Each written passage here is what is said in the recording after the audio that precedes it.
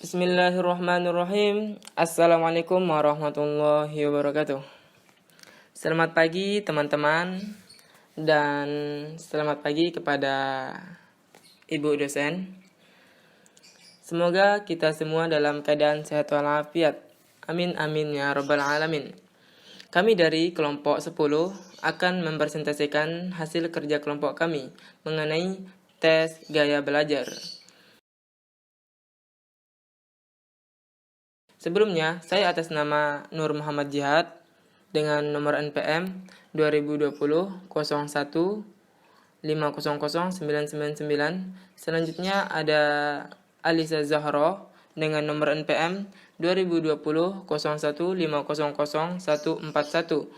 Selanjutnya ada Rizka Anissa Fitri dengan nomor NPM 2020 01 500 142. Dan yang terakhir ada Adinda Nur Azizah dengan nomor NPM 2020 01 500 209.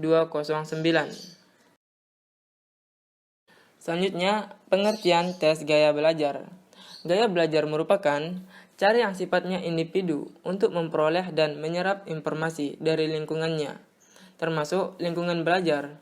Dikemukakan oleh Colt, gaya belajar merupakan metode yang dimiliki individu untuk mendapatkan informasi, yang prinsipnya gaya belajar merupakan bagian integral dalam siklus belajar aktif.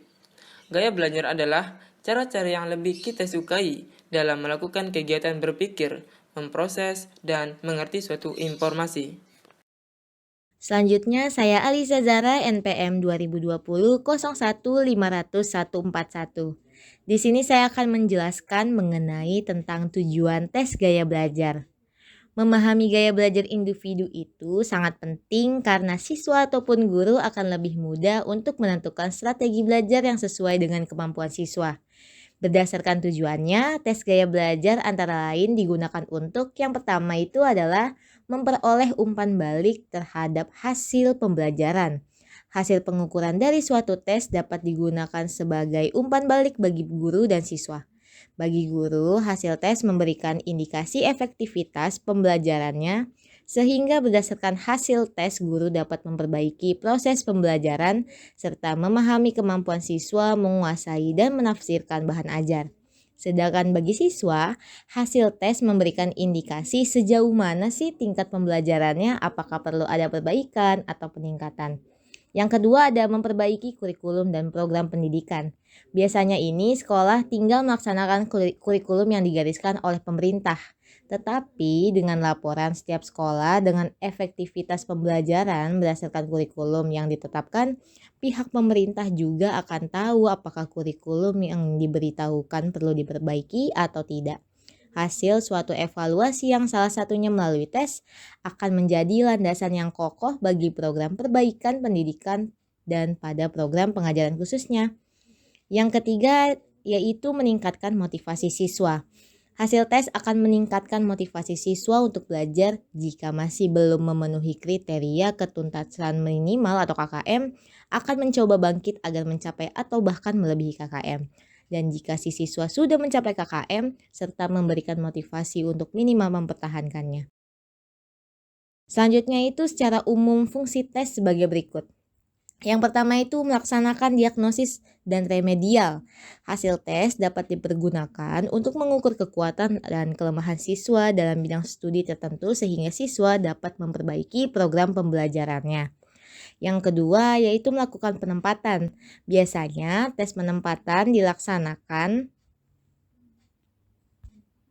Yang kedua yaitu melakukan penempatan. Biasanya tes penempatan dilaksanakan di sekolah, kursus-kursus, perguruan tinggi, dan lain-lainnya.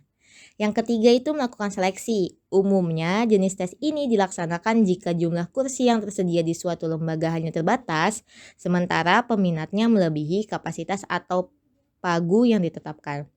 Dan yang terakhir itu ada mengembangkan khazanah ilmu pengetahuan. Ilmu-ilmu tertentu utamanya yang terkait dengan pendidikan dan psikologi berkembang diantaranya dengan cara memanfaatkan hasil tes. Dalam pendidikan, evaluasi pendidikan berkembang karena hasil-hasil pengukuran, tes, dan penilaian yang berkesinambungan. Selanjutnya, fungsi tes dapat dilihat dari 3 hal, yaitu yang pertama ada fungsi untuk kelas, yang kedua fungsi untuk bimbingan, dan yang ketiga fungsi untuk administrasi. Selanjutnya, ada jenis-jenis gaya belajar. Yang pertama, gaya belajar visual. Tipe gaya belajar ini dengan cara melihat.